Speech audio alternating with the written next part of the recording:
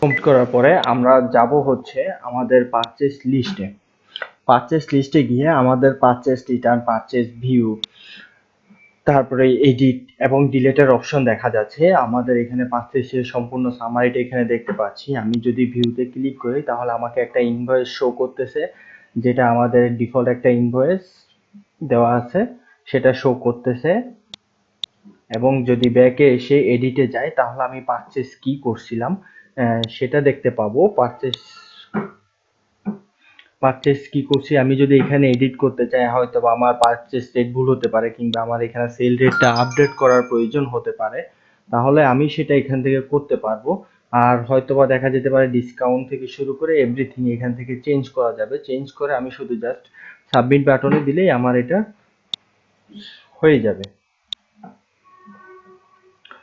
Purchase রিটার্নটা একটু important. অনেক সময় দেখা যায় আমাদের সাপ্লায়ারকে ব্যাক পাঠানোর প্রয়োজন পড়ে। তো পারচেস রিটার্নে যখন আমি যাব, আমার এখানে সর্বশেষের প্রথমে হচ্ছে আমাকে একটা অপশন দেখাচ্ছে, সেটা হচ্ছে কোয়ান্টিটি। আমি যদি 50 পিস কিনে থাকি, যদি আমার 10 পিস যদি ব্যাক যায়, তাহলে সে আমাকে 10 পিসের রেট কত টাকা পড়তেছে সেটা আমাকে এখানে বলতেছে। আমার সাপ্লায়ারকে আমি কিভাবে পেমেন্ট পাচ্ছি, আমার এখানে একটা অপশন আছে যে পেমেন্টটা কিভাবে নিচ্ছি, পেমেন্টটা কিভাবে পাচ্ছি সাপ্লায়ারের কাছ থেকে, কিংবা যদি পেমেন্ট না পেয়ে থাকি তাহলে জাস্ট সাবমিট করে দিব। কারণ সাপ্লায়াররা টাকা দিবে না, আপনাকে হয়তো বা প্রোডাক্ট রিটার্ন পাঠাবে। সেটার জন্য আমাদের এখানে করতে হবে হচ্ছে যে কি, সাপ্লায়ারকে ক্যাশ পেমেন্টটা দেখানো যাবে না, কিংবা ক্যাশ পেমেন্ট দেখালেও দেখাতে পারি যে আমি ক্যাশ ড্রয়ার থেকে এত টাকা ওনাকে দিয়ে দিলাম। এখানে ক্যাশ ড্রয়ার সিলেক্ট করে অ্যামাউন্টটা সিলেক্ট করব এবং অ্যাড পেমেন্ট দিয়ে জাস্ট সাবমিট করে দেব। তাহলে এটা আমার হয়ে যাবে। অ্যাড পেমেন্টটা দিলেই আমার পেমেন্টটা এখানে ধরে নিবে।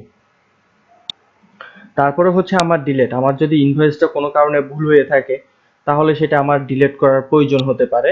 সেই ক্ষেত্রে আমাদের এখানে একটা অপশন দেওয়া আছে ডিলেটের, সেই ডিলেটটা আমরা এখান থেকে করতে পারবো। এক ক্লিকেই আমার এটা ডিলেট হয়ে যাবে, কোনো পারমিশন চাইবে না, কোনো কিছু না, জাস্ট ডিলেট।